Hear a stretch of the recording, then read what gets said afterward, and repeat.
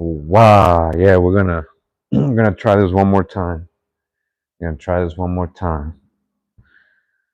All right, wow. Welcome, welcome. Come in, come in. Let me know if you can hear me. I got a wireless mic on and the internet. I don't know, they keep cutting me off. YouTube trying to cut me off. YouTube trying to cut me off. Wow, wow. Let me know if you can hear me. Pura Vida, we back. We back. What up? What up? Can you hear me now? Everything's good? Okay. Let me know if you can hear me too.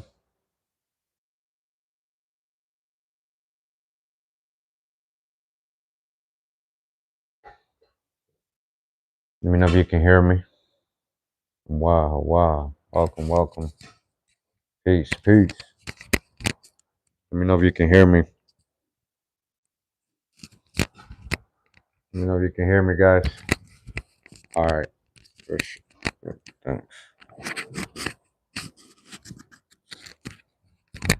Here we go. Yeah, yeah, okay. Yeah. Okay. One of the few times I caught you live. Yeah. I tried to go live like 10 minutes ago and it cut me off, man. I was showing the yard and everything. So hopefully they don't cut us off again. What's up? What's up? What's up? Let me get close. What's up? We're gonna get into this book. Last time I was reading this, I was in Jamaica, right? And we got cut off. I don't know. I don't know if it was the Airbnb internet or they just cut me off because it keeps happening. We just try to go live right now and it cut me off. So we're gonna go ahead and get into this book again. It's an Indigenous People's History of the United States by Roxanne Dunbar Ortiz. All right, pretty good book. We've been reading. We pull out the babies, we dodge the hijacks, but it's kind of like it's almost like an indigenous resistance kind of theme in this book because it's kind of talking about things that like are uncomfortable to people, like how we were talking about it in chapter 2. How literally they downplay the genocide and Holocaust that happened here during the conquest of the Americas. So things like that. We read about corn and how we feed the world and stuff. That was chapter 1. We read already, and we were kind of like almost done with chapter 2, which was the last reading, which was the culture of conquest. That's what it was called, the culture of conquest. And they try to explain it. They talked about the Moors and Sephardic Jews getting kicked out and all that.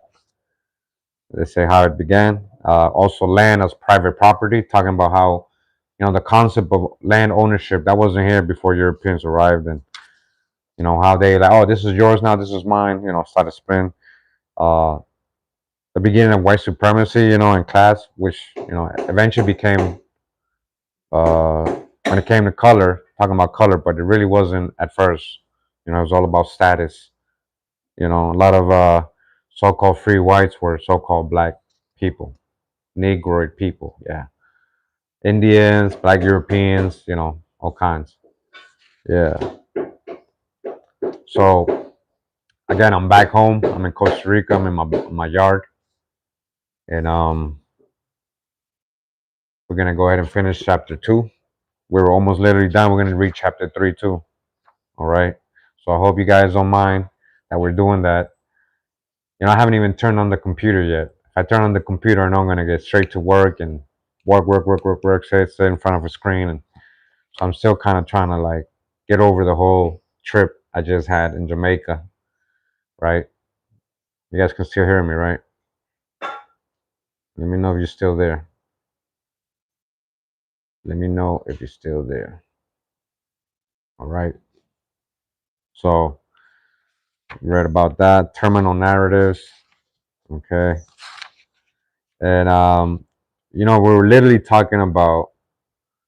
I'm gonna read that part right here where we got cut off. All right, that's what's up. Thank you.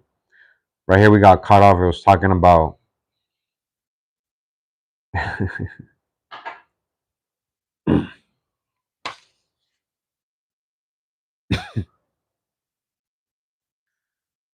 how like people try to say the Indians all died from disease, but in, all reality.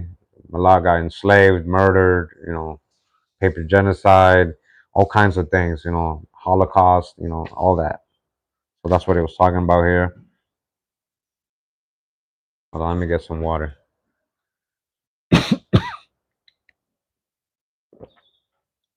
Agua.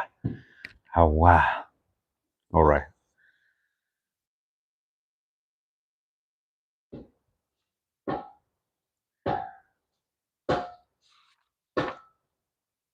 In doing so, when they try to say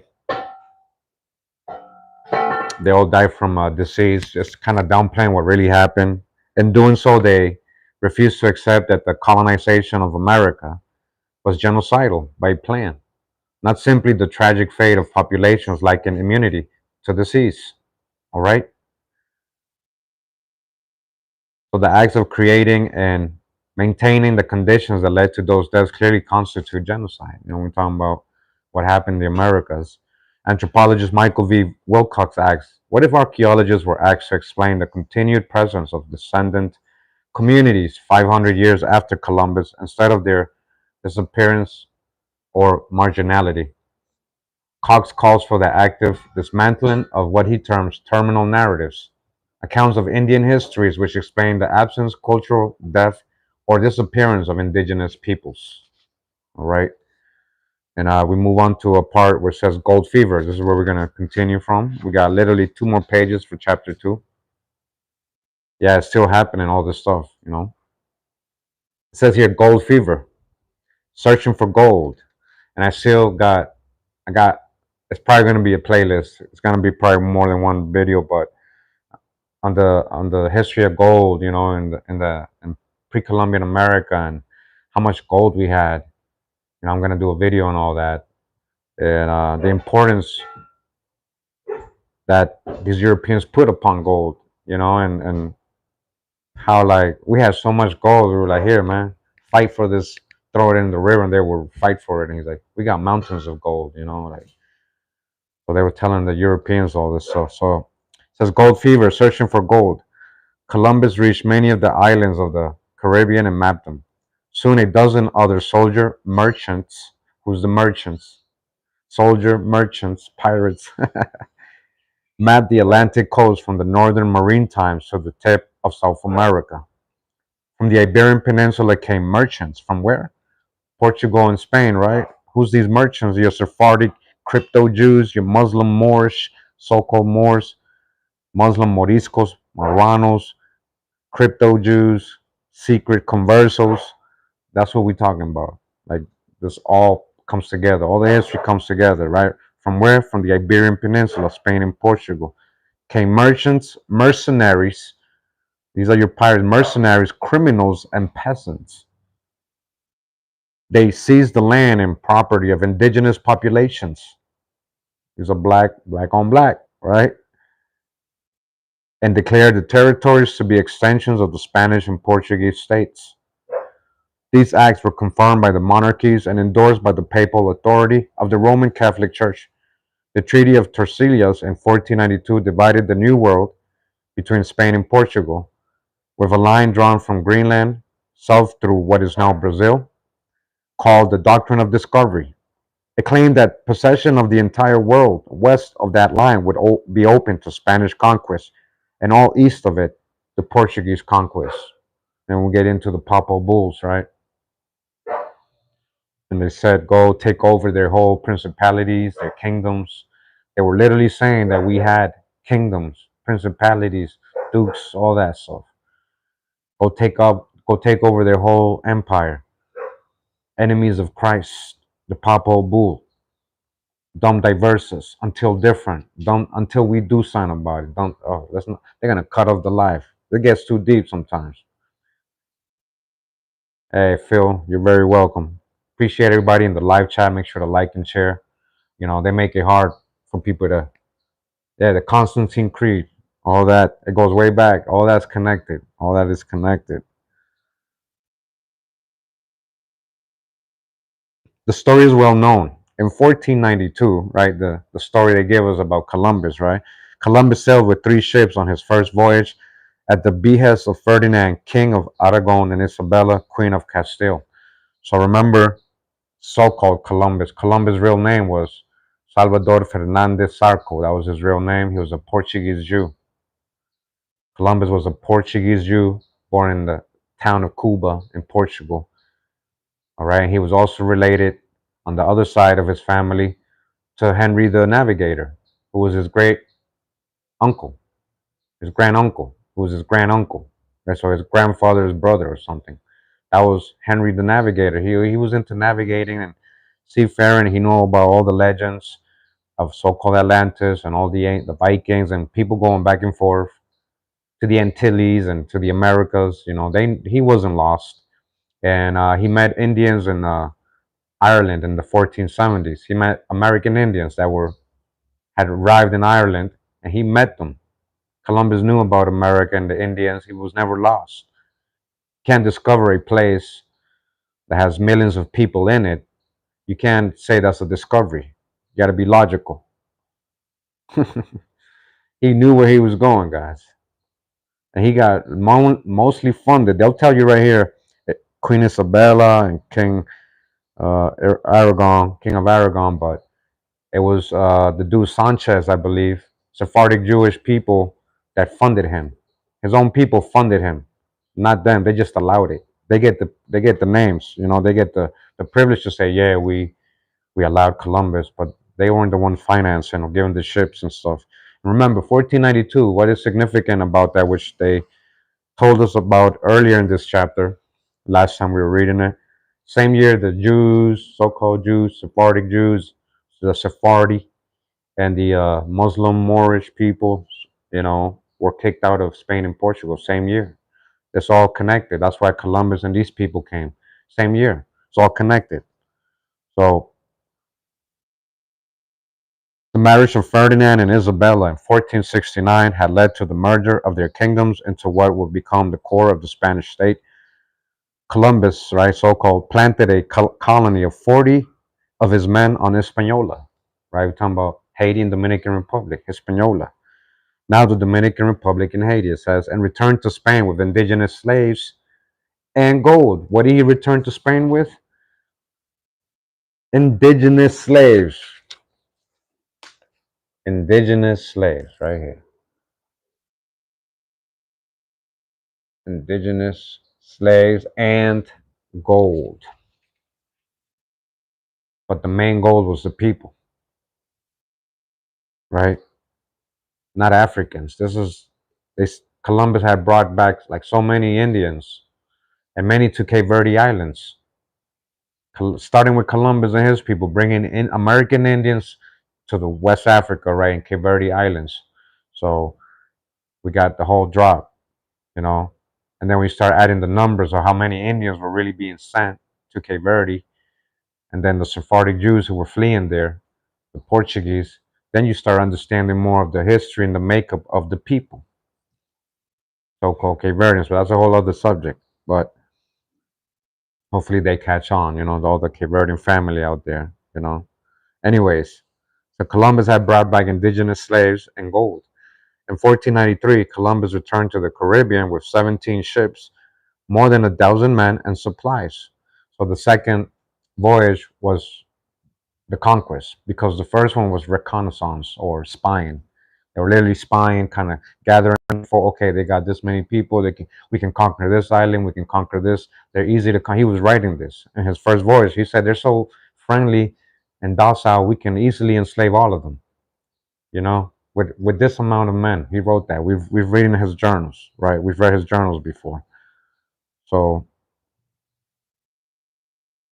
he returned on the second voyage again with the warships, with the soldiers and everything. 7 ships. Columbus returned to the Caribbean in 1498, reaching what is now. Sorry, I skipped a lot. Hold on. So 17 ships, more than 1,000 men and supplies. He found that the man he had left on the first trip had subsequently been killed by the indigenous inhabitants. So he left his son in charge of a. I think his son escaped, or got. I think, but the rest got killed in Hispaniola, right? Probably could have been Haiti or Dominican Republic, but his little colony didn't work out. They were all, they were probably doing bad things. Remember, he said they were friendly Indians. Yeah, friendly until you push them to the edge, right? So they were gone. After planting another settlement, Columbus returned to Spain with 400 Arawak slaves. 400 Arawak slaves. Can you hear me? Mic check. Can you hear me? 400 Arawak slaves. Can you hear me? He returned, talking about Middle Passage, right? We're talking about Deuteronomy 28, right? You said, oh, they didn't come on ships, Kurimeo. What you talking about? What you talking about? It's all Africans. So we got 400. This is just Columbus alone. This is what I'm trying to explain to you. This is just Columbus alone. They got 400 Arawak slaves, brought them to Spain, to Europe, Indian slaves. And then we got a whole book. This is what I was saying earlier. We got a whole book about the slave port of Andalusia and what's the other one? Lisbon, and all these places where they were sending American slaves and then shipping them to Cape Verde and other parts of the world, even back to the Americas. Even back to the Americas. Now they're Africans. Now they're odd Negroes. Those 20 odd Negroes arrived in 1619 Virginia, right? Even though that ship never went to Africa. We're talking about the Sao Paulo Bautista ship, which they got raided by the so-called English. They took 20 of their captives that were on Venezuela coast in Mexico, not in Africa. Then they brought those 20 people, 20 odd people, 20 something people to Virginia, 1619. We don't know. We can't prove they were African for sure. They cannot prove that because the ship never went to Africa. It left Portugal. It left Portugal, ended up in South America, and then moved its way up until they got to Mexico, Veracruz, off the coast, and that's when they got raided by the white pirates, the white English, so-called white English crypto, and other cryptos, the cryptos, the pirates, and then they brought them up to Virginia. And again, this ain't the first black or dark-skinned people ever brought to the States. That's a whole empty your cup with that. We've been talking about melanated people the whole time since ancient times. Many different shades of copper, many from the lightest to the darkest copper, okay? It's not always about color. We've been indoctrinated to think in history as crayon colors and people as crayon colors and put them in groups, all right? So breaking down that history and going off subject, let me go back. Let me go back. Because we're talking about 400 Arawak slaves. That's why we were talking about that. You guys understand how deep this is. This is the stuff they never tell you in school. They want you to think millions of people were brought from somewhere else, and then that's your history, and that's it. You're just a slave, man. You from another place. This ain't your home. This ain't you ain't connected to this place. You don't got an ancestry or people that funded towns and or the Indians that lived here thousands of years. They don't want you to know this stuff. Okay, so let's continue. We got Columbus returned to Spain with 400 Arawak slaves. With 7 ships, Columbus returned to the Caribbean in 1498, reaching what is now Venezuela. All right, and he made a fourth and final voyage in 1502.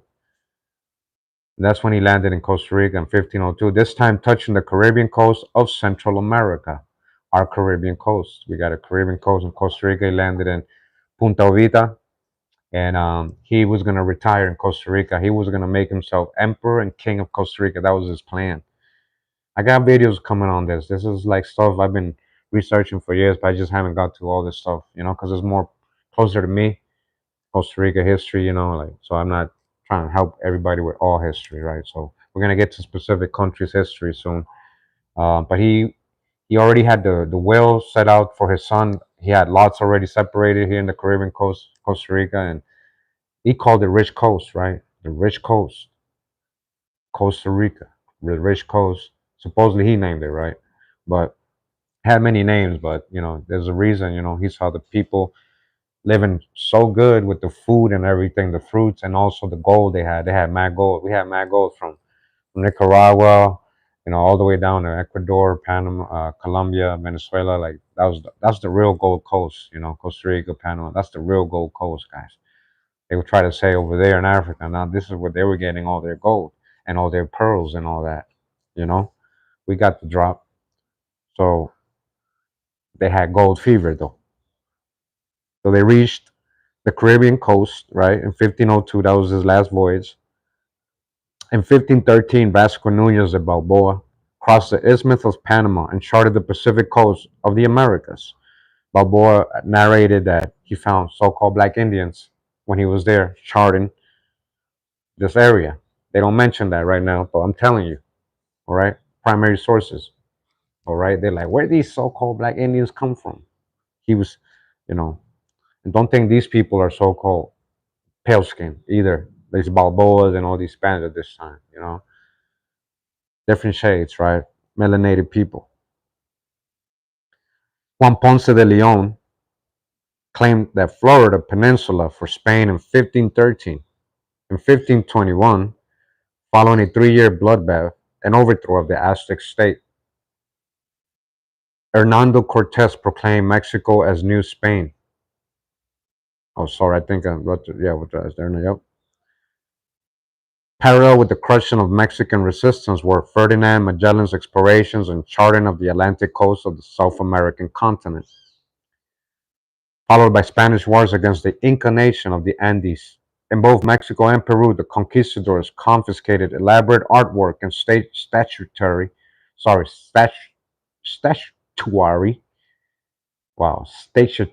statuary, made of gold and silver to be melted down for use as money, in Europe. During the same period, the Portuguese laid waste to what is today Brazil and began a thriving slave trade that would funnel millions of enslaved people to South America, beginning the lucrative Atlantic slave trade. So when did they start that? They just told you when they got to South America, not when they went to West Africa and when they went to South America. I told you guys, Angola is literally colonized by Brazilians and Portuguese from Brazil and Indians that became part of the middle class. They had gone and colonized Angola. They had brought a lot of the Tupi Indians as slaves to fight their wars over there. Seen in reverse. The consequences of this amassing of fortunes were first felt in the catastrophe experienced by small farmers in Europe and England. The peasants became impoverished. Dependent workers crowded into city slums. Still happening today. This is all part of their plans, guys. Like, for the first time in human history, the majority of Europeans depended for their livelihood on a small, wealthy minority. A phenomenon the capitalist based colonialism would spread worldwide. Okay, they started that here. They started that here. They're telling you this is deep drop right here. The experimental stuff before it was spread worldwide. You guys still there? Can you hear me? Yeah? Mic check. The symbol of this new development, indeed its currency, was gold. Gold fever drove colonizing ventures organized at first in pursuit of the metal in its raw form. Later, the pursuit of gold became more sophisticated with planters and merchants. All right, who's the merchants? All right, that's what's up. Establishing whatever conditions were necessary to hoard as much gold as possible. Thus was born an ideology, the belief in the inherent value of gold. Listen, this is deep right here. This is when they created value for gold. Because I'm trying to tell you, the Indians didn't see it like that, guys.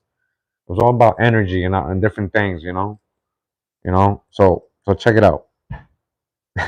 Thus was born an ideology, the belief in the inherent value of gold, despite its relative uselessness in reality.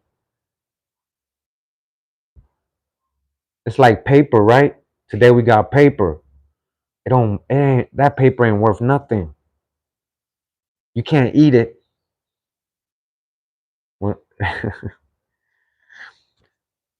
So you got all the bling bling. I get it. I get it. You got all the gold now. Now gold has value, so you got money and all that.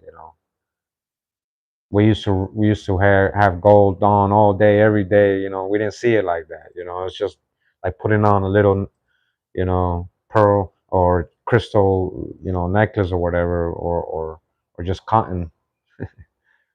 You know. But we had energy. We knew about the energies. How it worked. So investors, monarchies, and parliamentarians devised methods to control the process of wealth accumulation and the power that came with it. Listen, this is deep, man. But the ideology behind gold fever mobilized settlers across the Atlantic to an unknown fate, subjugating entire societies and civilizations, enslaving whole countries, enslaving whole countries. We're talking about in the Americas. You see what I'm saying? Add that numbers up. They're telling you right here subliminally in books like this, all right? What Africans? When we got a whole history of indigenous people being enslaved. Again, enslaving whole countries, and slaughtering people village by village did not seem too high a price to pay, nor did it appear inhumane. The systems of colonization were modern and rational, but its ideological basis was madness. Was madness. Madness.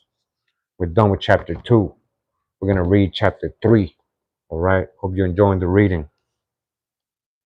Again, we're reading the book An Indigenous People's History of the United States by Roxanne Dunbar Ortiz. All right. We're in chapter 3, and it's called Cult of the Covenant. Cult of the Covenant. Cult of the Covenant. Whoa, what happened? It just fall out like that. Hold on. This sucks. All right. It says, get the book if you like it, support the author, make sure. Fair use. We're just reading for commentary, educational purposes, fair use. Okay. So, myth of the pristine wilderness. And it says here they got two Bible verses. Let's read the Bible verses. It says, "For all the land which thou seest, to thee will I give it, and to thy seed forever." All right, forever. Okay, you guys hear that? You know who you are. That's for you. Genesis 13:15. Then it says, "And I will establish my covenant between me and thee and thy seed after thee in their generations for an everlasting covenant, to be a God unto thee and to thy seed after thee." Genesis 17:7. Keep the code. Got a covenant. We got a contract, an agreement. You got to keep the code with the Most High, the agreement. Myth of the pristine wilderness. With the onset of colonialism in North America, control of the land was wrested away from the indigenous peoples, and the forest grew dense, so that later European settlers were unaware of the former cultivation and sculpting and manicuring of the landscape. Abandoned fields of corn turned to weeds and bushes. Settlers chopped down trees in New England until the landscape was nearly bare. One geographer notes, paradoxical as it may seem, there was undoubtedly much more forest primeval in 1850 than in 1650. Wow. See what they were doing in the 1600s? That stuff had regrown. They were they were cutting down so much stuff back in the 1600s, guys. Listen. Anglo Americans who did observe native habitat management in action misunderstood what they saw. Captain John Palliser, traveling through the prairies in the 1850s, complained about the Indians' disastrous habit of setting the prairie on fire for the most trivial and worse than useless reasons. In 1937, Harvard naturalist Hugh Robb claimed that the open park-like woods, written about in earlier times, had been, from time immemorial, characteristic of vast areas in North America and could not have been the result of human management. In the founding myth of the United States, the colonists acquired a vast expanse of land from a scattering of benighted peoples who were hardly using it. An unforgivable offense to the Puritan work ethic. All right, so that's just their excuse. This is what they were telling everybody. This is what they told us in school. Oh, it was just barren land. Some people here and there. We didn't. They weren't really using it. We didn't really kick nobody out of their land and take it and cut down the trees. That's literally what they're telling you right here, right? But it's funny because the Chazars. Listen to this. Hey, fair use. The Chazars got the same story over in Palestine. Why they took over the land. Same reasoning. There was nobody there. They were using it. Either way, it says the historical record is clear. However, that European colonists shoved aside a large network of small and large nations whose governments, listen, they did what? There was already governments here. They're telling you right now, whose governments, commerce, arts and sciences, agriculture, technologies, theologies, philosophies, and institutions were intricately developed nations that maintained sophisticated relations with one another and with the environments that supported them. That's what they found here in the Americas. Okay? Let me know if my dogs are too loud. I'll tell them, be quiet. By the early 17th century, when British colonists from Europe began to settle in North America, a large indigenous population had, as William Denevan puts it, native peoples had created town sites, listen, farms, monumental earthworks, and networks of roads, and they had devised a wide variety of governments, some as complex as any in the world, just like any in the world. Governments, they had roads. They used the same roads to create the roads, the famous roads, Route 1, Highway 56, Highway 66. These were indigenous roads, guys. They just paved over. Trading, all that. So look how this book is letting you know. It's got sources too. It's got footnotes. There was governments here, just like any in the world. Sophisticated people trading, doing commerce with each other, arts, culture, agriculture, philosophies, all that. Institutions, learning institutions. That brings us to the mud flood, right? These buildings. You think Indians didn't live like that? Civilized. That's what I'm saying. There you go. Some as complex as any in the world. They had developed sophisticated philosophies of government, traditions of diplomacy, and policies of international relations. All right. So, like, we know the Constitution, we know the Iroquois' influence in the Constitution and so-called democracy or republics. You know, this is ancient here, guys. Like, that whole, but certain people had a certain government. We're talking about biblical people too, and where all that really comes from. But anyways,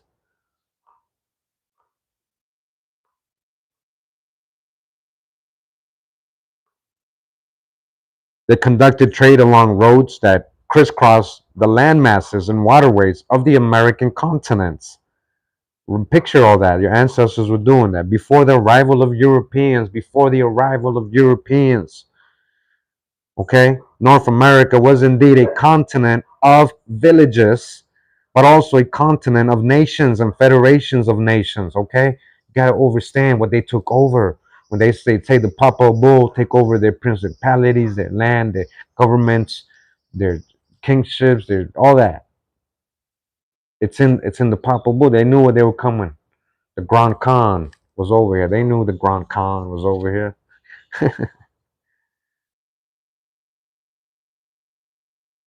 Many have noted that had North America been a wilderness, undeveloped, without roads, and uncultivated, it might still be so, for the European colonists could not have survived. You understand? Because we had such a developed infrastructure, we had governments and trade routes and all that, they were able to colonize easier. They were able to colonize easier. Remember, we're following these roads. Even Hernando Cortez and all these people, when they Soto, right? When he was in the South, he's saying, yeah, we're following this Indian road to this town. We're following this other road to this town. This town has a fort. These people have a fort. You see all these little roads in the forest in the United States. They have like these. rock forts and these walls, like from literally their carbon dating saying from the Middle Ages time period. So they're not supposed to be there, right? Either way, we're talking about real sophisticated infrastructure, guys, that help people colonize America. They would have not survived, it says here. They appropriated what had already been created by indigenous civilizations. Okay, listen, they appropriated. We found this building deep. This is deep right now. If you like it, you're into the whole mud flood and reset and all that. Listen, pay attention. When we say they found this building, we found this town. Found. They found foundation. Yeah, found. They found. They took over your town, Jamestown. To me, Jamestown was already a town that they took over. This is what I'm trying to tell you. And I got a book. I got a book literally can man. I'm gonna tell you guys. As I'm theorizing, I'm investigating things on the side. They found towns, forts, all that here. Star forts, all that. Castles, buildings, institutions, walls or roads, forts on the roads, military forts on the roads, all that. Okay? They appropriated again what had already been created by indigenous civilizations, all right? They stole already cultivated farmland and the corn, vegetables, tobacco, and other crops domesticated over centuries, took control of the deer parks that had been cleared, deer parks that had been cleared and maintained by indigenous communities. Listen, wow, used existing roads, right? And water routes. The waters were highways too, in order to move armies to conquer, and relied on captured indigenous people to identify the locations of water, oyster beds, and medicinal herbs. Historian Francis Jennings was emphatic in addressing what he called the myth that America was virgin land or wilderness inhabited by non-people called savages. That's what they wanted. That's what they told us all our lives. It was just a wilderness inhabited by savages, these devils, these savages. Talking about our ancestors.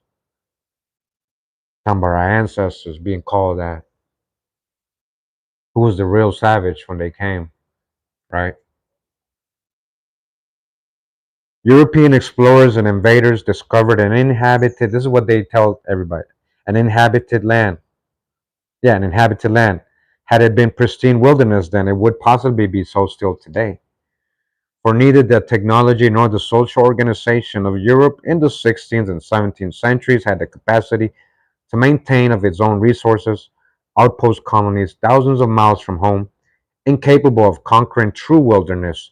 The Europeans were highly competent in the skill of conquering other people, and that is what they did. They did not settle a virgin land. They invaded and displaced the resident population. This is so simple a fact that it seems self-evident. All right, that's Francis Jennings. All right, so we go another part of the book. Yeah, they flooding those towns now. You get, yay. You weren't supposed to build here. All right. So moving on to a part of the book right here. It says the Calvinist origin story. Huh. Now, what does that have to do with everything, right? Who was John Calvin or Calvin?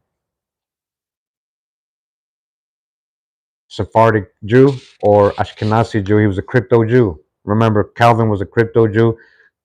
Calvinist people, Huguenots, Sephardic Jews and Moors, Moranos, Moriscos, all right, New Christians. The Calvinist origin story. Huh. Cohen. Calvin is Cohen. That's what I couldn't remember. Calvin eventually goes back to Cohen as the last name. So all modern nation states claim a kind of rationalized origin story upon which they fashion patriotism or loyalty to the state. When citizens of modern states and their anthropologists and historians look at what they consider primitive societies, they identify their origin myths, quaint and endearing stories, but fantastic ones, not grounded in reality. That's when they start making up stuff. Pay attention. This book be snitching. That's what I'm trying to tell you. That's why I wanted to get it because it wasn't available online. I was like, yo, I read the reviews and I read That what it kind of has inside talks about. Interesting. Let's see what it's saying. So a lot of these origin stories that the Europeans create and all that, they're not based on reality. Yet many U.S. scholars seem unable or unwilling to subject their own nation state's founding story to the same objective examination.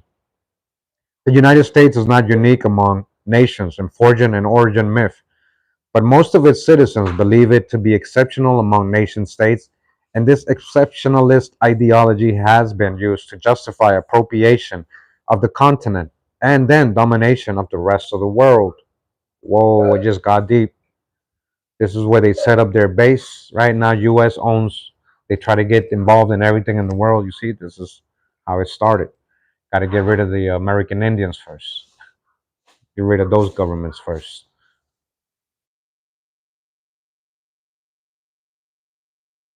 It is one of the few states founded on the covenant of the Hebrew Torah.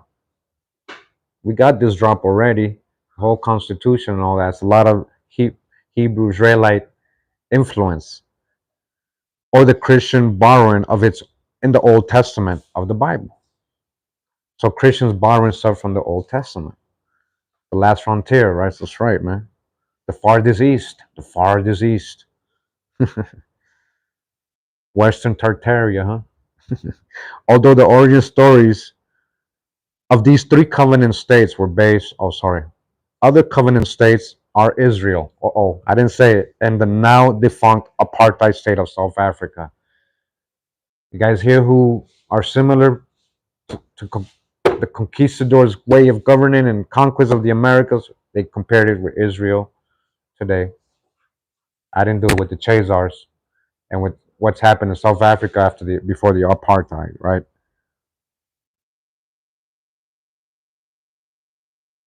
Both of which were founded in 1948. They were founded in the same time. The people in what was going on in South Africa and what happened in Palestine started at the same time. One is still going though, right? That's the difference. Okay, one is still going. We made it home. Yeah, we made it home. Come on, millennials. Welcome, welcome. We're here.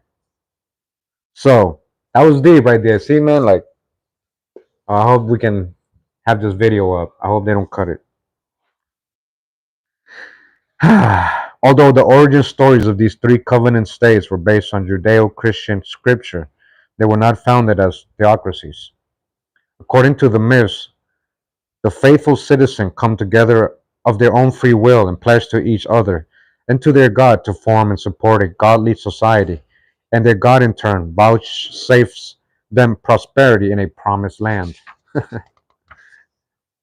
The influence of the scriptures was pervasive among many of the Western social and political thinkers whose ideas the founders of the first British colonies in North America drew upon. A lot of those were crypto Jews. That's why you got to understand. We know the background of a lot of this. Historian Donald Harmon Atkinson points to the way that certain societies in certain eras of their development have looked to the scriptures for guidance and likens it to the way the human genetic code operates physiologically. That is, this great code has in some degree directly determined what people would believe and when they would think and what they would do. Dan Jacobson, a citizen of Boer ruled South Africa whose parents were immigrants, observes that, like the Israelites and their fellow Calvinists in New England, the Boers believed that they had been called by their God to wander through the wilderness, to meet and defeat the heathen, and to occupy promised land on his behalf. You guys hear that? A sense of their having been summoned by divine decree to perform an ineluctable historical duty has never left the Boers and has contributed to both their strength and their weaknesses. You know, they want to compare it to when they're saying like Israelites here, they mean the Chazars, guys. They don't mean, but when we talk about Israelites doing that, it was for a reason. It's not like they're just conquering people for no reason. A lot of context missing when people try to interpret the Bible on their own and then try to like when they want to point out the bad things, we're not understanding all the context, right? So there was lots in the beginning. There was lots split. Everybody got a lot, and then people just got greedy. All right. So people got their promised lot. Not, oh, I'm gonna give you this land that these people are living. I'm gonna just tell you to remove them. No, these people weren't supposed to be there. Those are squatters. That was promised to us. That's what the promised land. The lots were split, right? Ever since Noah, right? So now we're going into something else, but it all comes back because even the governments of the world use the Hebrew Torah as their democracy, republic, constitution, all that, all the influence of the Bible. So we're talking about the same thing. If I bring it up, don't think religion, guys. I'm talking about real history. They made you think it's just religion. I'm talking about real history. These people were real in the Bible. They were real people, right? Possibly your ancestors, a lot of you. So this is why it's important to understand a little bit of everything, you know? So they're trying to point out how a lot of biblical influence and with these people founding the Americas, right? A lot of them were Calvinists, Huguenots, crypto Jews. We already got the drop, right? So it says founders of the first North American colonies and later of the United States had a similar sense of providential opportunity to make history. Indeed, as Atkinson reminds us, it is from the scriptures that Western society learned how to think historically. It is from the scriptures that Western society learned how to think historically. What are they saying right there? I've talked about this. I've shown you that when you go to these old books, especially these genealogical books, 1700s, 1600s, they always end up with biblical everything in history. When you read these old anthropological books in the 1800s, they always end up talking about Japhetic, Hamitic, Shemitic, Semitic, right? What's up? Chicken's going crazy. Chicken's laying an egg. You guys hear the chicken?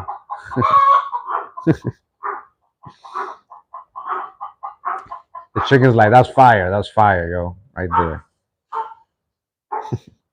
So,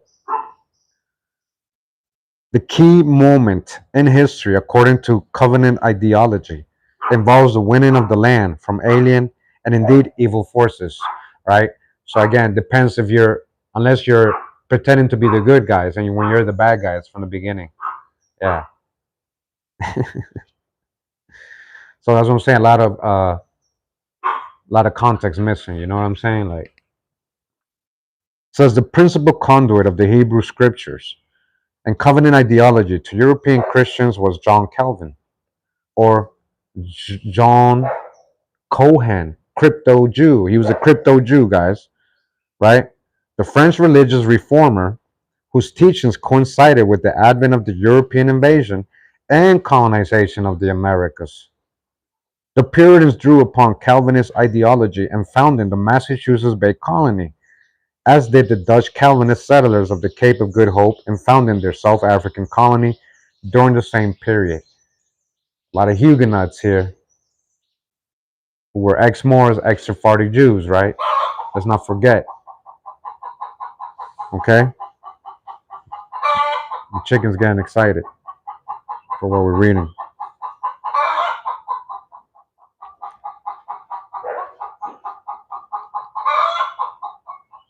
So it says, Calvinism was a Protestant, so-called Protestant Christian movement. Remember who's the Protestants? A lot of them were the crypto Jews, the new Christians, the conversos, the Moriscos, the Moranos, Moors, Sephardic Jews that converted by force, a lot of them, or by choice just to blend in, to be able to survive. But again, they were secret Jews or secret Muslims in the background, practicing their beliefs and stuff, right? So Calvinism was a partisan Christian movement with a strong separatist political component. In accord with the doctrine of predestination, Calvin taught that human free will did not exist. Certain individuals are called by God and are among the elect. Salvation, therefore, has nothing to do with one's actions. One is born as part of the elect or not, according to God's will, although individuals could not know for certain if they were among the elect. Outward good fortune, especially material wealth, was taken to be a manifestation of election. Conversely, bad fortune and poverty, not to speak of dark skin, Disfranchisement by color, dark skin, were taken as evidence of damnation. That's when they bring their hijack, like, oh, like the Mormons try to tell, like, oh, you're dark skinned because you have a curse. You know, it's a damnation. Like, come on, man. Like, we already know that, right? The hijack and all that, right?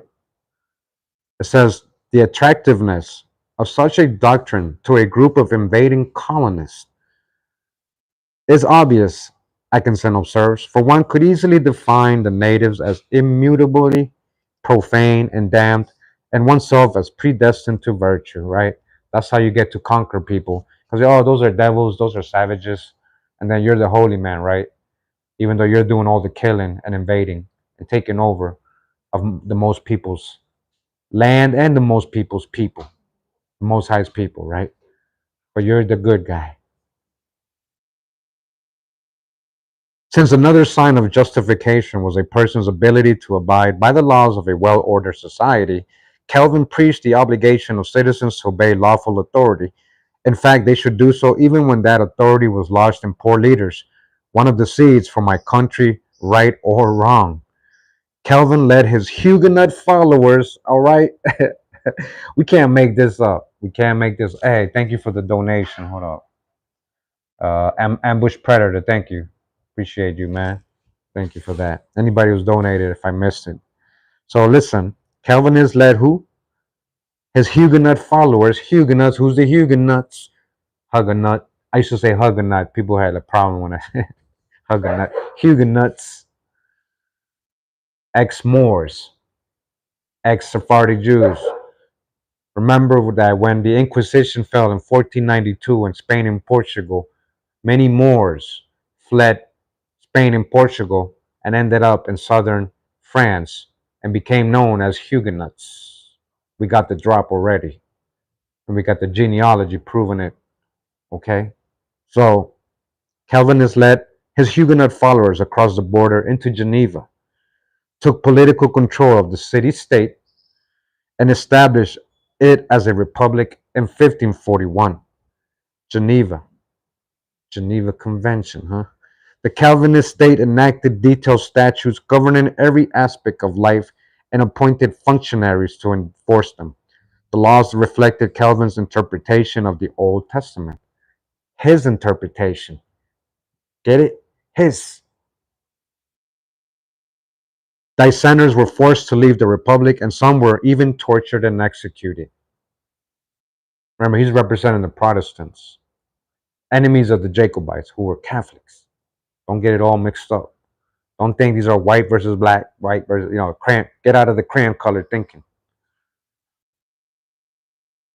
Although the U.S. Constitution represents for many U.S. citizens a covenant with God, the U.S. origin story goes back to the Mayflower Compact. The Mayflower Compact. Listen, what is the Mayflower Compact? We've read about that. We know what it is.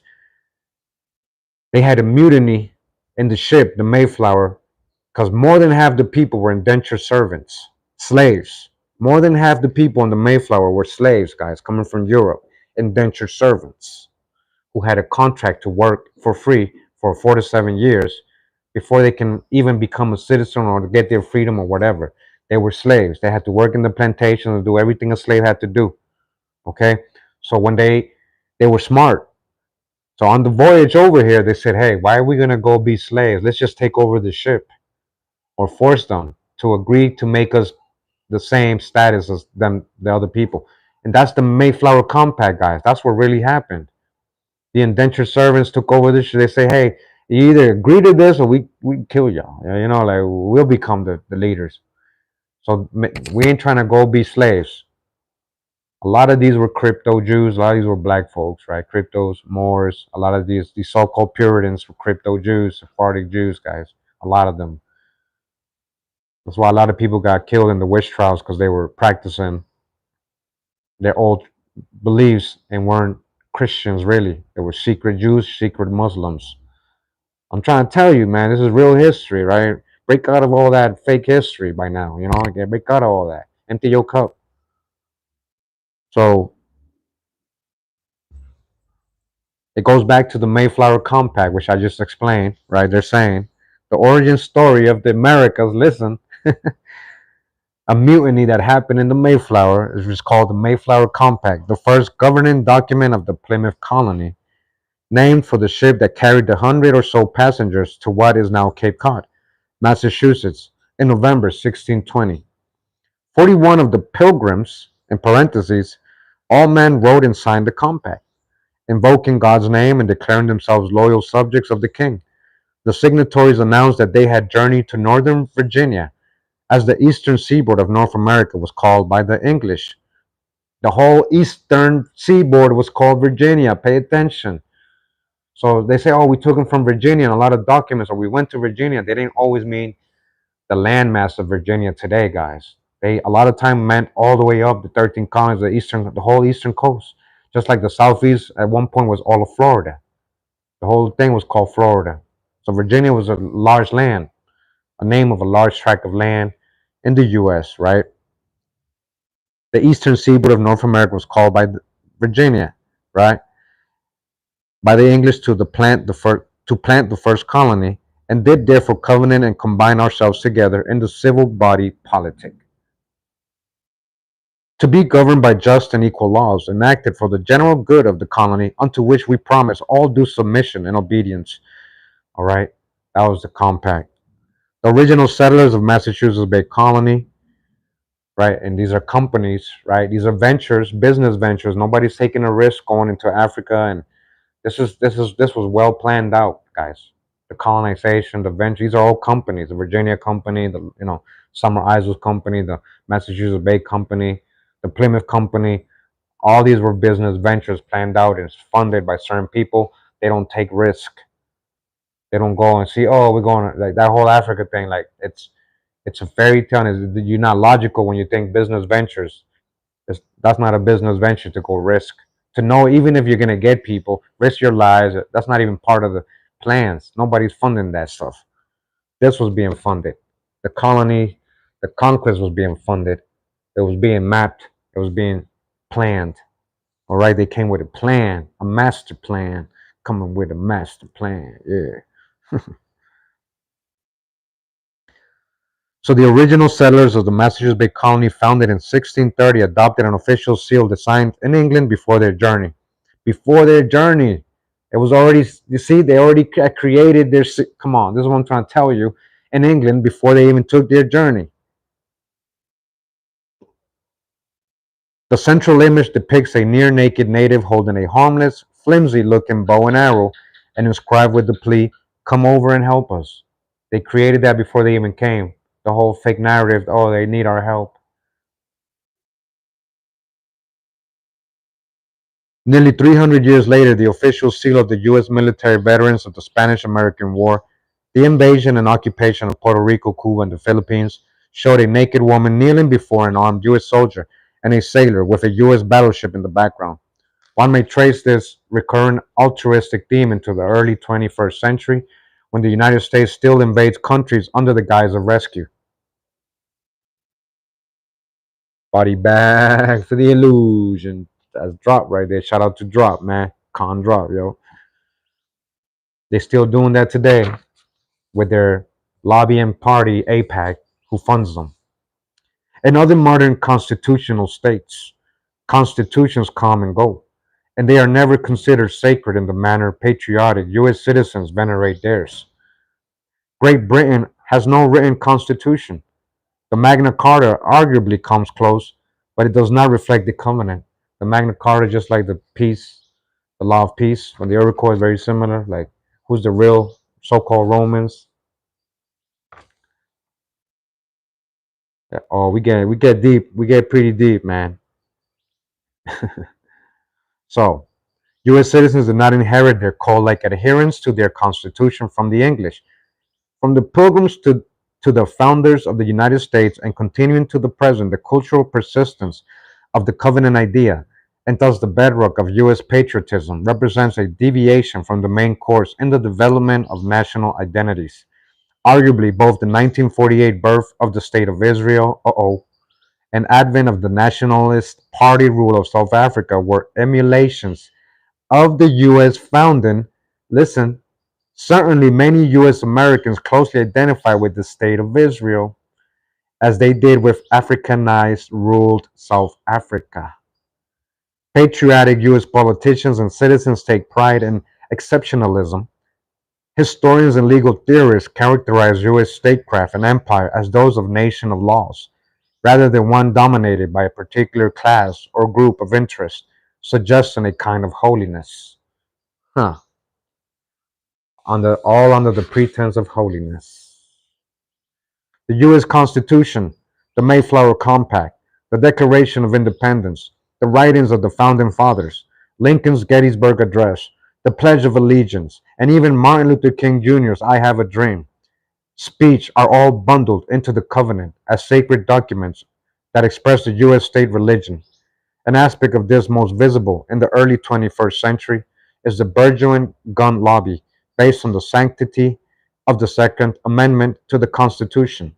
In the forefront of these Second Amendment adherents are the descendants of the old settlers who say they represent the people, in parentheses, and have the right to bear arms in order to overthrow any government that does not, in their view, adhere to the God given covenant. Hmm. Listen to the history behind this. Like, this is deep, right? So it says, parallel to the idea of the US Constitution as covenant, politicians, journalists, teachers, and even professional historians chant like a mantra that the United States is a nation of immigrants. From its beginning, the United States has welcomed, indeed often solicited, even bribed immigrants to repopulate conquered territories cleansed from the Indians, of their indigenous inhabitants, like I just said, all under the name of holiness. From the mid 19th century, immigrants were recruited to work mines, raise forests, construct canals and railroads, and labor in sweatshops, factories, and commercial farm fields. In the late 20th century, technical and medical workers were recruited. The requirements for their formal citizenship were simple: adhere to the sacred covenant through taking the citizenship oath, pledging loyalty to the flag, and regarding those outside the covenant as enemies or potential enemies of the exceptional country that has adopted them, often after they escaped hunger, war, or repression, which in turn were often caused by US militarism or economic sanctions. Wow. You guys still there? Mic check. I don't see nobody chatting. Mic check. You guys still hear me, right? Yet no matter how much immigrants might thrive to prove themselves to be as hardworking and patriotic as descendants of the original settlers, and despite the rhetoric of e pluribus unum, they are suspect. The old stock against which they are judged inferior includes not only those who fought in the 15-year war for independence from Britain, but also, and perhaps more important, those who fought and shed Indian blood. All right, thank you for letting me know. Before and after independence, in order to acquire the land, these are the descendants of the English pilgrims, Scots, Scot-Irish, and Huguenot French. Again, a lot of these crypto Jews, most of these melanated folks, guys, these are your ancestors. This is what I'm saying. This side of you, again, they didn't all come as conquerors. They came as indentured servants. They were being bribed, prisoners of war, convicts, in every form. Okay, in every form, and they had to survive too. But a lot of them mixed with the American Indians, your other ancestors. Okay, so this is who they're telling. These are the descendants of the so-called English Pilgrims, Scots, Scot-Irish, and Huguenots, French Calvinists, all who took the land bequeathed to them in the sacred covenant that predated the creation of the independent United States. These were the settlers who fought their way over the Appalachians into the fertile Ohio Valley region, and it is they who claim blood sacrifice for their country. Immigrants, to be accepted, must prove their fidelity to the covenant and what it stands for. Yeah.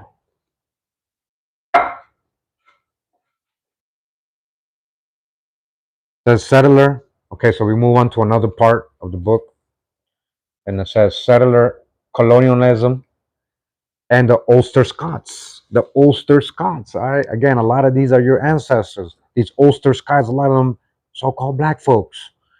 I know people who descend. I've done their genealogy from these same people, and we've read the descriptions. A lot of these Scottish and Irish, and a lot of these armies and the muster rolls, they're being described like black folks, guys, and the Jacobites and all these people. We got the shit manifest. We know. All right. Salute, salute, family. So let's see what it says. It says the core group of frontier settlers, who were the frontiersmen, who mixed with the Indians, became chiefs. Their children became chiefs and stuff. The McGilleries and all these people, right? Macintoshes, all right? Hold on. The core group of frontier settlers were the Ulster Scots, the Scot Irish or Scot Irish, as they called themselves. Scotch Irish. Wow. Usually, the descendants of these Scotch Irish say their ancestors came to the British colonies from Ireland. But their journey was more circuitous than that. The Scot Irish were Protestants from Scotland. Who was the Protestants? A lot of these conversos who had converted to Christianity, they were crypto Jews, they were Muslim Moors. Okay, let's go to the previous readings we've done that I've shown the sources, right? And all my Sephardic Jewish videos, right? They went all over. They became a lot of them the Protestants. So the Scot Irish were Protestants from Scotland who were recruited by the British as settlers in the six counties of the province of Ulster in Northern Ireland. The British had seized these 500,000 acres from Ireland in the early 17th century. Remember what they were doing there? Displacing the people. They were displacing the local people in Ireland, and a lot of these people who were farmers and all these people who depended on the land and all that.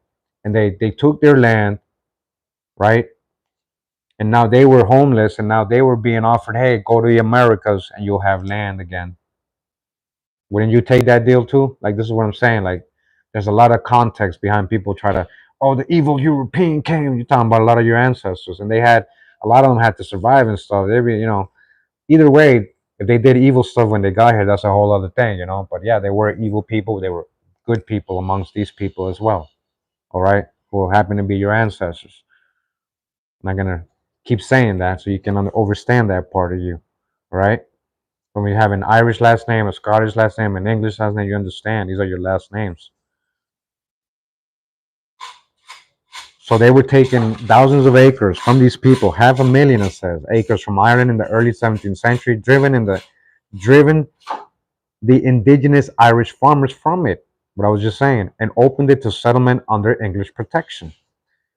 This coincided with the English plantation of two colonies on the Atlantic coast of North America and the beginning of settler colonialism there. These early settlers came mostly from the Scottish lowlands. Scotland itself, along with Wales, had preceded Ireland as colonial notches in the belt of English expansion. The English were taking over all these people's lands and making them come to the Americas, literally, guys. Like, literally, throwing them all out. So a lot of people say, hey, God, Kurimeo, what happened to all these so-called black? A lot of them are here in the Americas. Yeah, well, you carry the blood. That's what happened with the indigenous blood, right? Yeah. It's not always about the evil boogeyman European, guys. You got to get past that. You don't. Your ancestors was the good, the bad, and the ugly. Everybody. You got to just accept that. Come to reality. Come to those terms, realistic terms soon, so you can understand yourself on a deeper level. Okay. So, because we're not here being biased, picking sides, and oh, I'm just Indian or I'm just European. You look at me and you want to judge. You don't know my whole genealogy.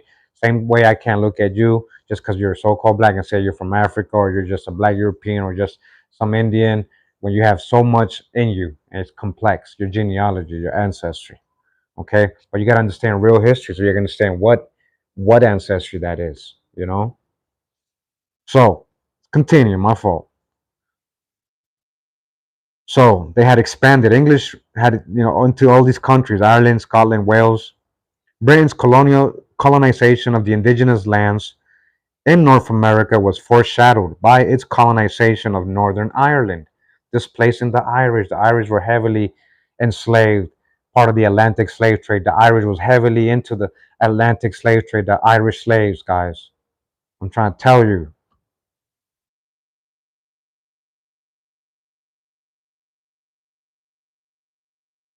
By 1630, the new settlers in Ulster, 21,000 Britons, included some Welsh and 150,000 lowland Scots were more numerous than British settlers in all of North America at that time. In 1641, the indigenous, so this is what I was saying, so-called English settlers, it wasn't even English. A lot of these were Scottish, Irish, and a lot of these were ancestries crypto Jews. So it gets even deeper. All right, so-called English. So they're telling you here it was mostly these people, actually more than English. In 1641, the indigenous Irish rebelled and killed 10,000 of the settlers. Indigenous Irish, huh?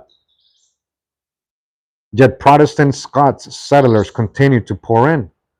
In some formerly Irish areas, they formed a majority of the population.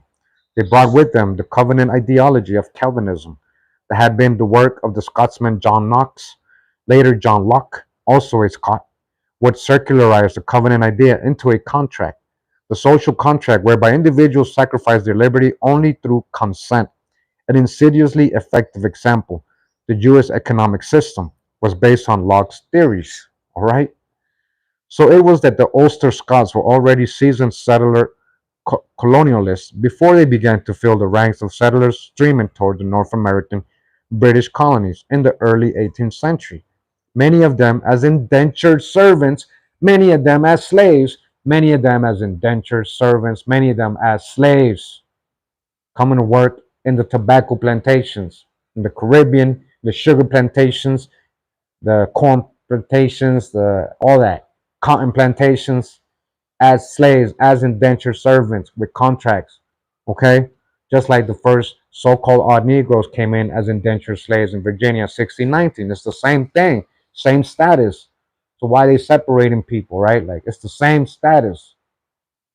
And those same 1619 people, most of them got their freedom after they completed their contract 4 to 7 years later. Real history. None of that Kunta Kinte stuff. They try to victimize your mentality so you can just feel sorry all your days of your life without understanding your true history, like real true history. You know, they did that to Indians, they did that to Europeans. Middle passages, both ways.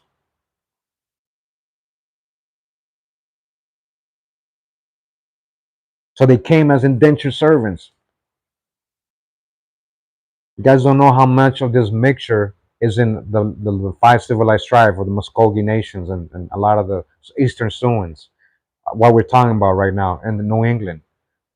These Ulster Scottish is in that mixture. If you have ancestry from those nations, you probably have one of these people they're talking about right now too, even though you don't want to accept it. Trust me. Yeah, they were deep. All right.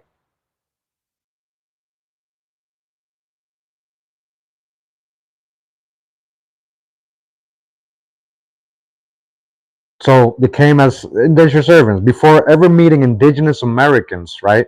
Before even meeting them, the Ulster settlers had perfected scalping for bounty, using the indigenous Irish as their victims. Listen how they treated the Irish, even the Scots that had settled in Ireland before they got kicked out of there and came. They were doing that to the local Irish, the indigenous Irish. Pay attention to the wording. What happened to the black Irish, Kurimeo? What black? I mean, melanated peoples, huh? Yeah, you know Red Lion. Red Lion knows his full ancestry, guys. Like you cannot like all you one-sided people. Like I'm just Indian. Like you don't know yourself truly yet. Jamaica, yeah, you know how it is. And I saw it in Jamaica. I saw it. I saw the names. I saw the last name. I saw it in the people. I saw the differences. Okay, I was there with the people, with the tourists, everywhere. I was everywhere. I traveled with the locals. Okay, I saw it. I saw the names, and I know the history of the names.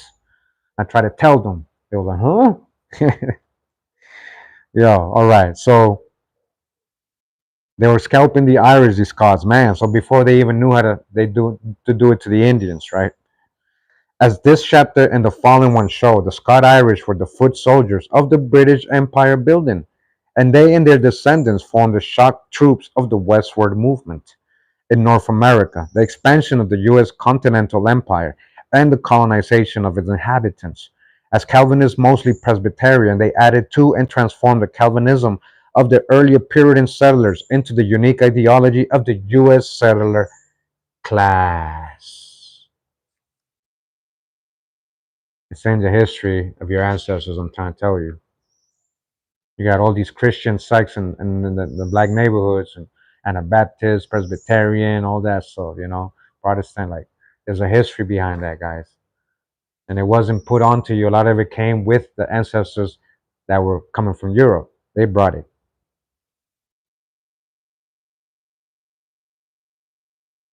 In one of history's great migrations, nearly a quarter million Scot-Irish left Ulster for British North America between 1717 and 1775. Again, the majority of these people as indentured servants, guys, slaves.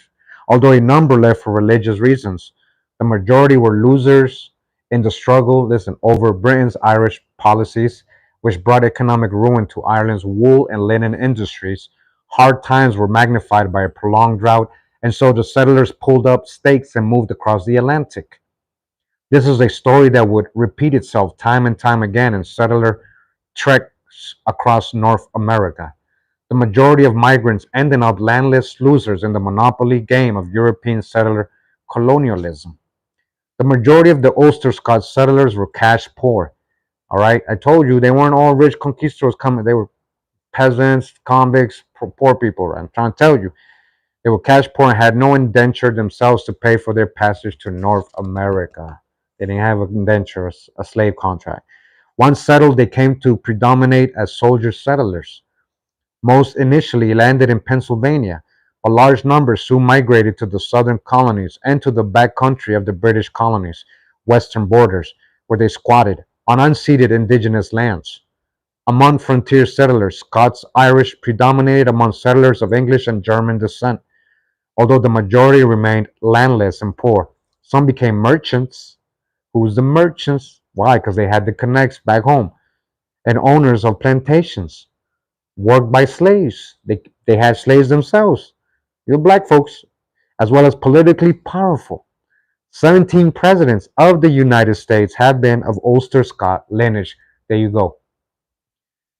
From Andrew Jackson, founder of the Democratic Party, to Ronald Reagan, the Bushes, Bill Clinton, the Barack Obama, on his mother's side, Theodore Roosevelt characterized his Scot-Irish ancestors as a stern, virile, bold, and hardy people who formed the kernel of that American stock, who were the pioneers of our people in the march westwards, all right, in their manifest destiny days. Theodore Roosevelt characterized his Scottish-Irish ancestors. Oh no, we got that right. So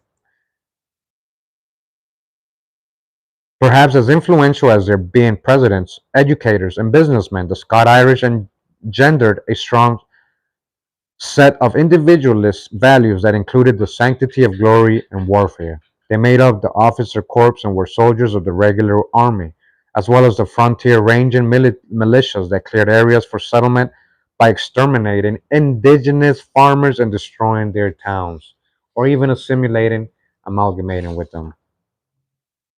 The Seven Years' War between the British and the French from 1754 to 1763 was fought both in Europe and in North America, where the British colonists called it the French and Indian War because it was mainly a British war against the indigenous peoples, some of whom formed alliances with the French, the Huguenots, and all these other people, right? The British colonial militias consisted largely of frontier Scot-Irish settlers who wanted access to indigenous farmland in the Ohio Valley region.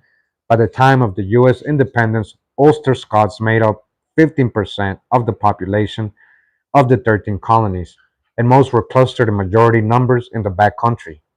During the war for settler independence from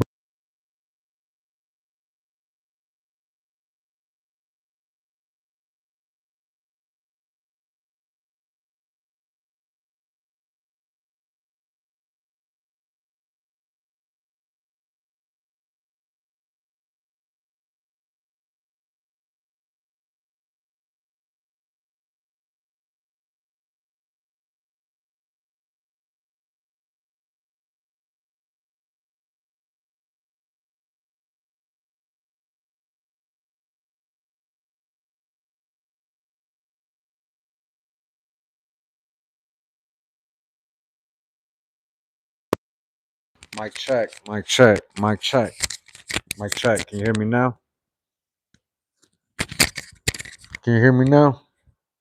Can you hear me now? I got the other mic on. Can you hear me now? Let me know. One. Okay, yeah, it worked. So I got two of these little mics. That's what I'm talking about, man. So now we get to finish the chapter. That's what's up. That's what's up. All right. We're almost done too. I wonder where we left off. Sorry, man. Let me see. Okay.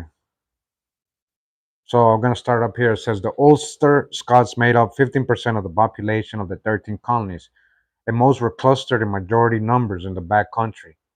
During the war for settler independence from Britain, most settlers who had emigrated directly from Scotland remained loyal to the British Crown and fought on that side. In contrast, the Scot-Irish were in the forefront of the struggle for independence and formed the backbone of Washington's fighting forces. Okay, so a lot of your revolutionaries, American, were these people they're talking about, these Scot-Irish who were actually the Protestant. When they say those who came directly from Scotland and fought with the British, those were the Catholic ones.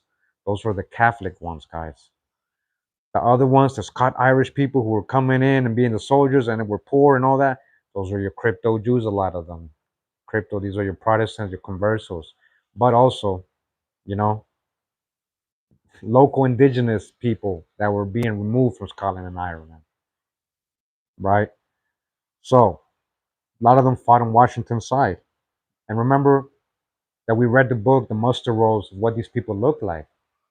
They got their complexion described in the book I read to you from the 1700s, describing what these people look like. So I'm not just saying they're so-called black just because I want to blackwash. The majority of those people in those muster rolls were so-called black, right? So it says most of the names of soldiers at Valley Forge were Scot-Irish. They saw themselves and their descendants see themselves as the true and authentic patriots, the ones who spilled rivers of blood to secure independence and to acquire indigenous lands, gaining blood rights to the latter as they left bloody footprints across the continent. Why was it so important for the crypto Jews to fight on the revolutionary side and not the British side? Because the British side was more of the Catholic Empire. And then if they were win the American revolutions, Washington was a Huguenot. Remember, this is a reason. There's there's a contest behind all this. Check, check, check. Can you hear me? Mic check. Okay. Yeah, yeah, yeah. We good, we good. So this is an important part what I'm saying, guys. The Patriots and all these people, a lot of them were crypto Jews because they wanted to make sure the Catholics didn't really take over, right? They didn't take over. So they fought on that side and they won, right? They won. But wasn't there already presidents before that? The Articles of Confederation and all that? Wasn't there? What happened? Why did they remove them and what happened, right? That's the whole context we're missing. We're going to learn about soon. Trust me.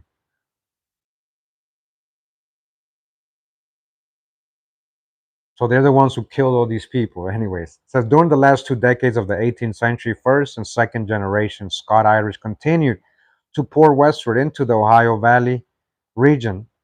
So later on the 18th, so these later people, right?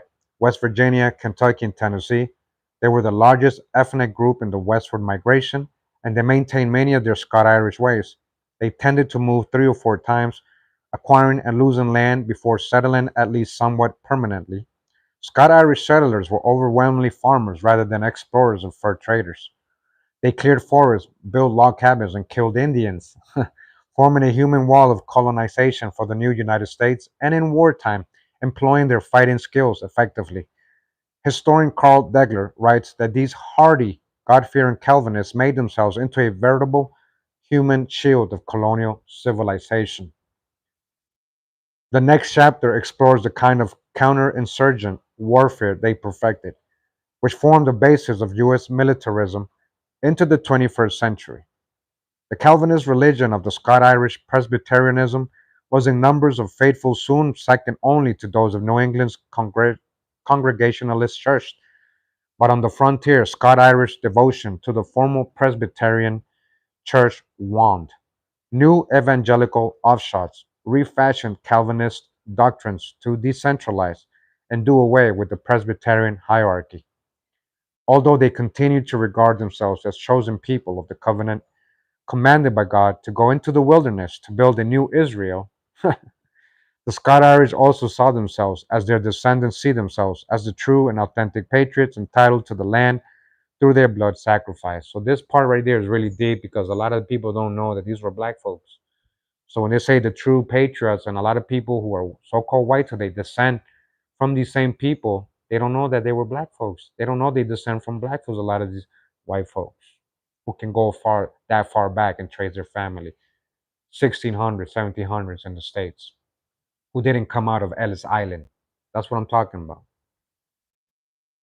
I'm just trying to be real. Like, overstand yourself, and get to know yourself. It's okay, no matter what color your ancestor was.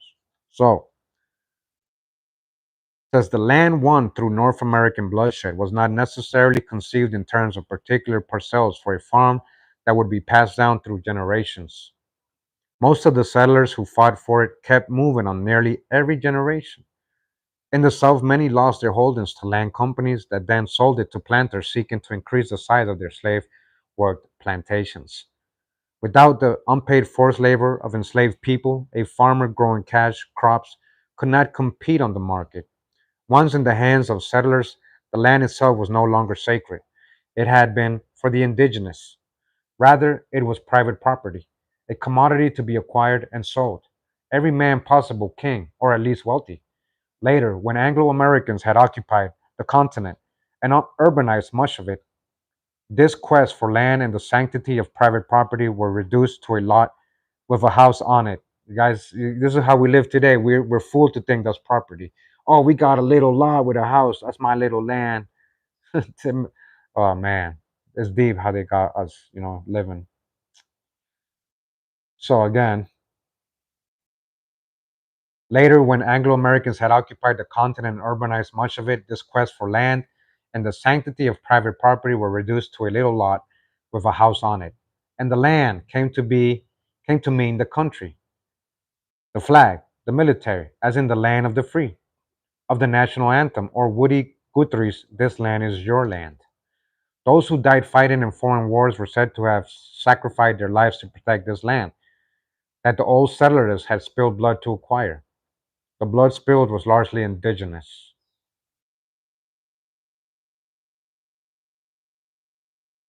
These then were the settlers upon which the national myths are based, the ultimately dispensable cannon fodder for the taking of the land of the continent, the foot soldiers of empire, the yeomen farmers, the romanticized by Thomas Jefferson.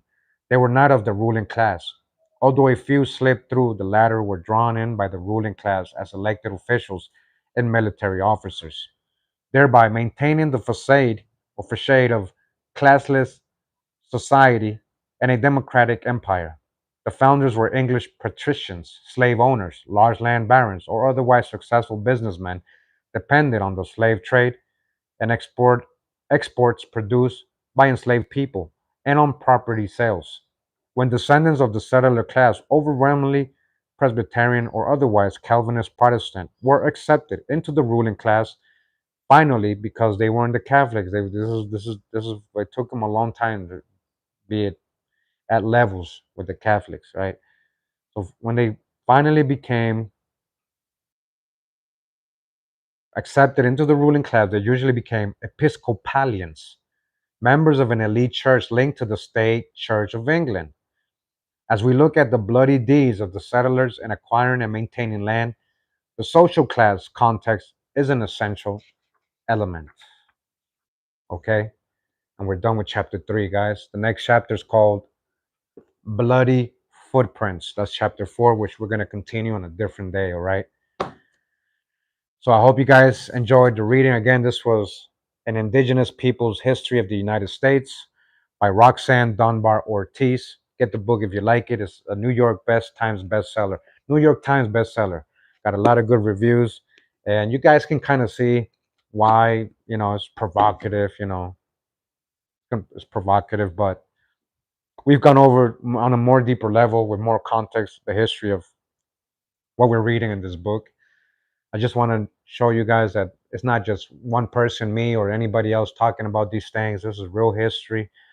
And that's why this is a popular book, because it goes out of script and it talks about the reality of your American land, dream, free land of the free, and all that, like, and who these people are, and then also understanding the context of what these people might have looked like, really, not just so-called white or pale-skinned people they wanted us to think, because we got the descriptions of these people, and we got these people and black folks' genealogy, and they're being called black at some point and never see where the slave master came in or anything like that. We were just talking about family going up the line, right?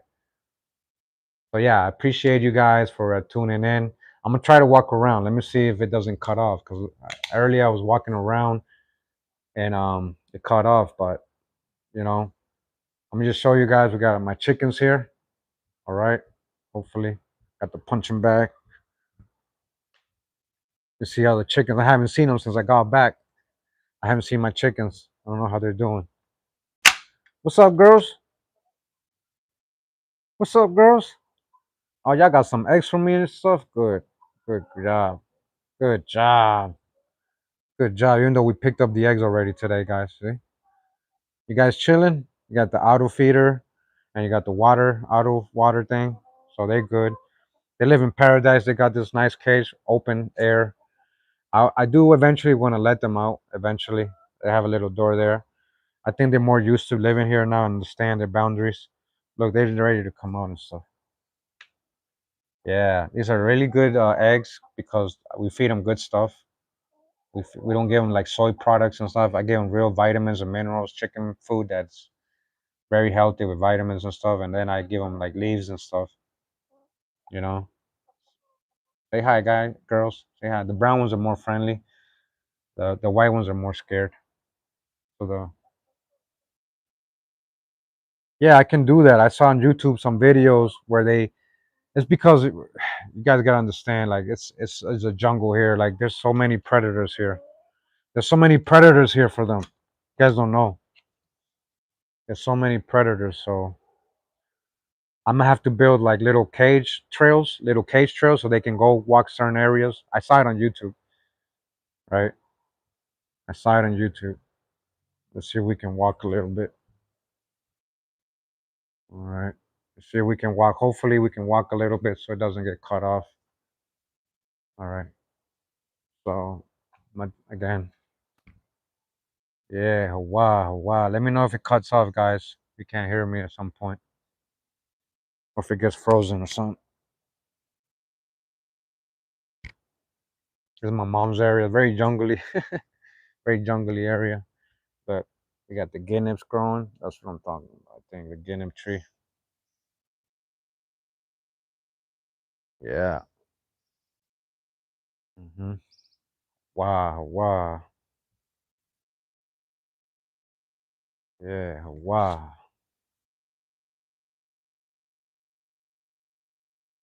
Yeah. Chocolate tree growing right here. Yeah. Oh, it's jungle. We're in the middle of winter, guys. Rains every day. If my son didn't do the lawn, this would be high grass. My son's been doing a great job taking care of the yard while I was gone, and he works almost every day in the weekdays.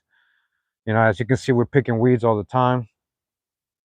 You know, so it's work in progress. We're gonna plant something right there. I got my little fruit trees I was showing you earlier before it cut off, growing right there. Again, my son cuts it's a soursop tree, right? And then we got the flowers going. I like the flowers now, so I brought some flowers from Jamaica, and I brought some seeds from Jamaica too. Hopefully it doesn't cut off. A little wild pepper tree. This little tiny pepper is so hot. The little tiny pepper is mad hot. Little tiny. That's a wild one. It grows in the rainforest. That's the neighborhood over there. Our coconut tree is getting big. Our one coconut tree.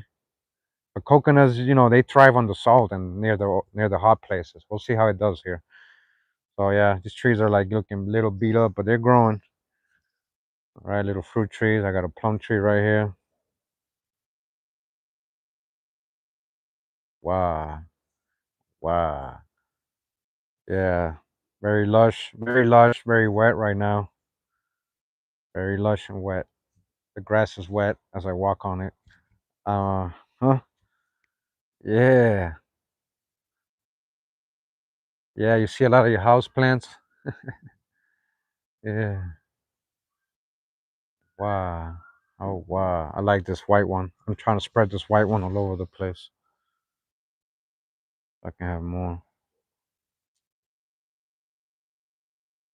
Try to spread this one. These are the seeds. This is lemon balm. This is lemon balm right here. Really good for you. I'm actually gonna make a tea of that now that I remember. I'm gonna spread the seeds of the white ones. There's another one, white one right here. I want more of the white ones to grow. There's some over here. Wow. Hopefully they don't cut off. Some over here. Yeah. Yeah. Wow. Beautiful, right? Beautiful, right?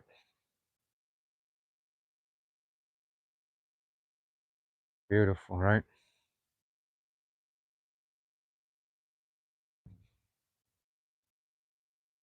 I'm gonna put more purple over here.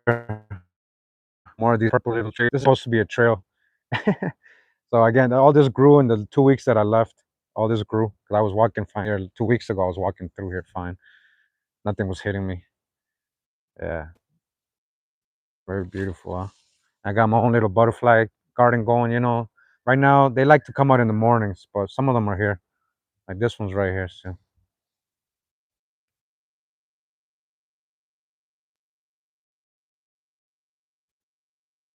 yeah. So you see this yellow one? I brought back a purple one of these ones from Jamaica. I brought a lot of seeds that I'm gonna plant. Yeah. So my son's been cutting the grass, taking care of it. We got a lot more. My phoenix palm tree, my phoenix, Egyptian, so-called ancient Egyptian phoenix. Yeah.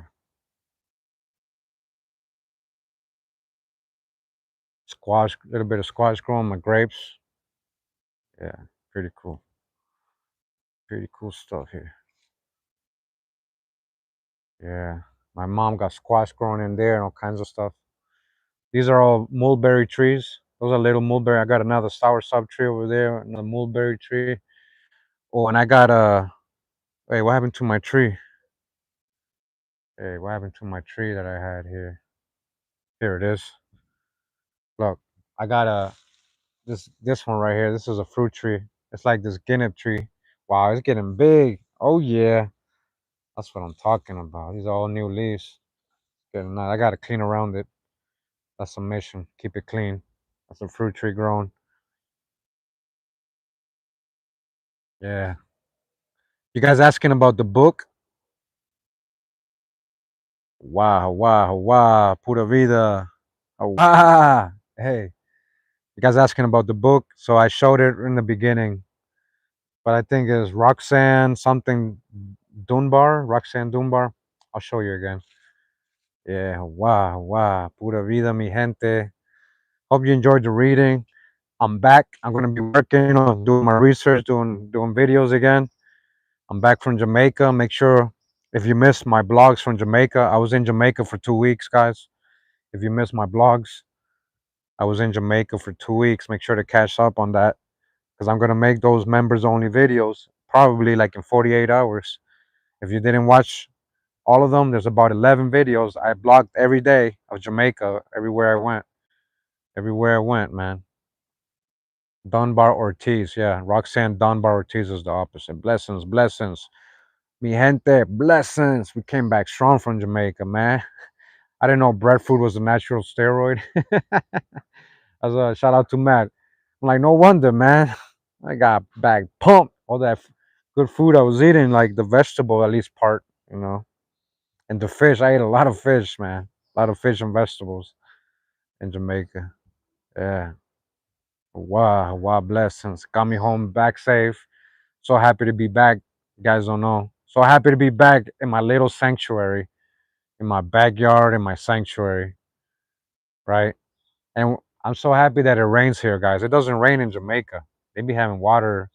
They don't be having water in their house. A lot of people, a lot of the poor people, in the ghetto.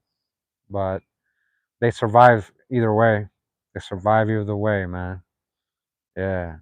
Wow. Wow. What's up, guys? Hold on. Yeah. This is pretty cool having the wireless mic. So, any questions? Now that you got me here, are we in here 100 minutes, huh? What's that?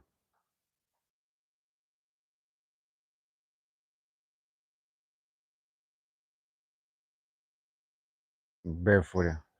Jamaica, Jamaica was like the natural stuff was awesome. The natural stuff, the natural sceneries.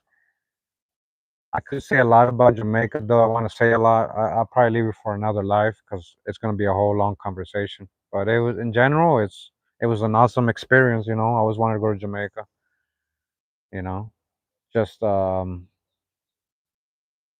I was on other people's time. Probably was the most thing that I could have probably done different. When if I go back, like be on my time and go to explore on my own. But other than that, it was awesome, man. And those natural places I went to, like Dunn's River Falls, Mystic Mountain, and the beaches in Port Royal, the Blue Lagoon, or just being in Kingston amongst the people and going to the clubs and all that. Like, shit, I was trying to hang, man, but I did hang. I made it. I made it. I survived. Yeah, barefoot is the only way to be. A beautiful garden, yeah. Let me stand on the grass so we can, yeah. Wow. Oh, wow. I got a squash right behind me, squash right here. A bit of squash. Grounded for sure.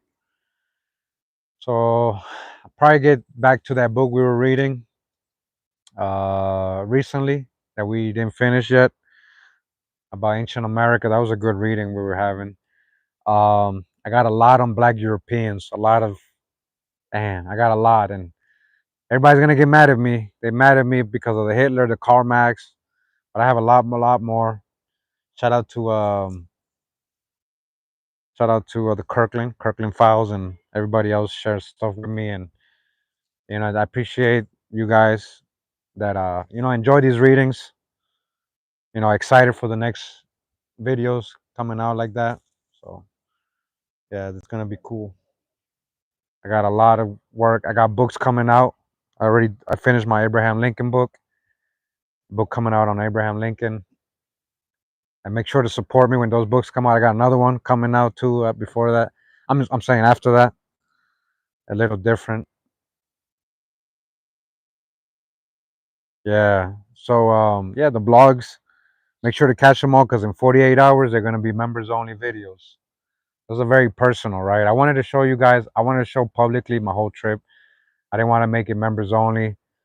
Just so everybody can experience it, come along with me and stuff. Since I have a good following and a lot of good long time followers, but they're gonna be members only videos soon. So make sure to watch. Yeah, sour sub tree over there. You see it? Yeah. Um. So make sure to watch it. Yeah, the books. Hey, I think you suggested this book, right? Yeah. Thank you for that. I think it was you, right? The princess. Yeah. Thank you for that. Loved your blogs. That's what's up. Oh, I can't go too far from the internet. Huh? You always wanted to go to Jamaica. Well, you should go. You guys should go to experience it on your own. Definitely. You got some leads now where you can go. You know. But yeah, those were very personal. I usually don't do that. I leave those for the members only. So those are gonna be members only videos. Make sure to catch my whole trip to Jamaica in the last 2 weeks. Yeah.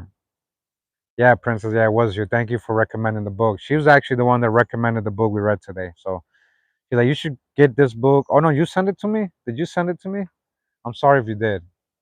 I think you sent it to me, right? You had extra copy, yeah. Thank you for that. You see, this is what I'm saying, guys. Like, very appreciated for things like that. Like, and you're helping out so many people by putting me into awareness of the book and sending it to me. So I wouldn't hesitate. So I wouldn't hesitate. So yeah, Princess, thank you for that. She had an extra book and she sent it to me. I'm like slowly remembering. It's hard to remember my whole interactions with thousands of people, but I try.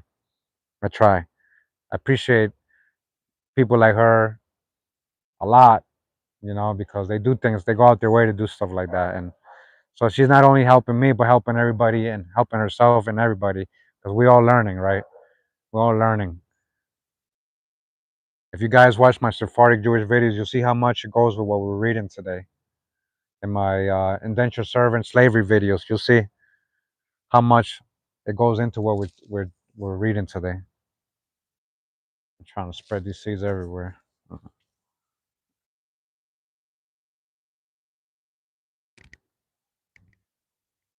Yeah. Wow. Wow. Wow.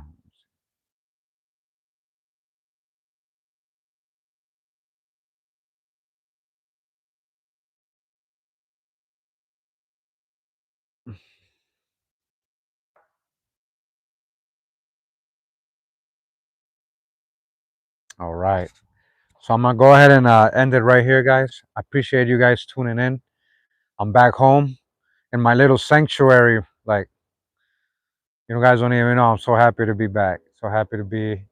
I feel so at peace here in Pura Vida land, in my little sanctuary right here in the middle of the city, the capital, San Jose. That's where I'm at. My home. I grew up in Boston. I was wanted to live here, and here I am. Dreams could come true, guys. You gotta believe in it. You gotta work hard for it. You gotta work hard for those dreams, man, and take care of those dreams, because dreams come, but then you gotta maintain those dreams, and be a real person, and you get blessed. All right. This is hard work. Everything you're seeing right now, everything about me is hard work, but it's a blessing. Even though we struggle every day, but it's a blessing when you get to do what you want to do and be in a place you want to be at. And yeah, going to Jamaica make me be more appreciative of where I'm from and my whole culture, my people, my whole history and everything. So traveling opens your eyes a lot. I've done a lot of traveling. It's been opening my eyes a lot. So I'm gonna probably continue to travel. We'll see where we end up next. I don't know. I know a lot of you want me to go up, but kind of crazy up there. We'll see. I appreciate you guys. All right. I hope you enjoyed the reading. We got 2 chapters out. We're all the way in chapter 4 now. That's what's up in that book. That's what's up. Really good book. Thank you, Princess, for recommending it and sending it to me. Thank you. All right. So again, guys, want to support what I do? Got the Patreon page where a lot of my the books I read, you can download the PDF copies right there. I also got the channel membership. All right. Again, my whole Jamaica trip is going to be members only soon in about 48 hours. All right. Appreciate you guys tuning in all the way to the end. If you didn't, you could check out the reading from all the way from the beginning of today's video. If you got here late, we went over some good information. All right. Put it on while you're working or whatever. Have an abundant evening yourself, Princess. Yeah, thank you. Thank you. I'm going to go see what my wife cooked. I haven't had breakfast because I ate good yesterday. But I did have some tea and water already. I was kind of fasting. I ate a lot yesterday. I love leftover Jamaican food. We brought it back. Aki, saltfish, kalaloo. We brought all that back. Patties, all that. Yeah, they allowed us to bring it back, which we got away with it. Yeah, but it was cool. All right, say bye, Luna. Luna, say bye. Say bye, girl. Good girl. Say bye. Say bye. Say bye to everybody. Good girl. Right before I left, she turned 2 on the 31st of July. So she's 2 years old. She's in her prime right now. Looking good. Looking good. Pura vida, mi gente. Know thyself truly, man. Remember, you have a very complex ancestry and genealogy. It's not one thing. And stop judging people what they look like.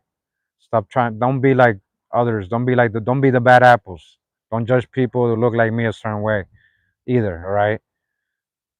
I got love for all of y'all. Much love. All right. Pura vida. Mi gente from Pura Vida land. We're back. We're going to get back to work. All right. We're going to get back to work. Just wanted to say hi today and read a little bit, finish the chapter, show you guys that I'm here. We made it home safe. Check out the Jamaica blogs because I'm going to make them members only in 48 hours. Check them out if you haven't seen them. I'm not getting as many views on those, but check them out, guys. You might enjoy the, you know. Much love, much love. Yeah, I'm happy to be back. Yeah, much love, much love. Pura vida, mi gente. Oh, wow.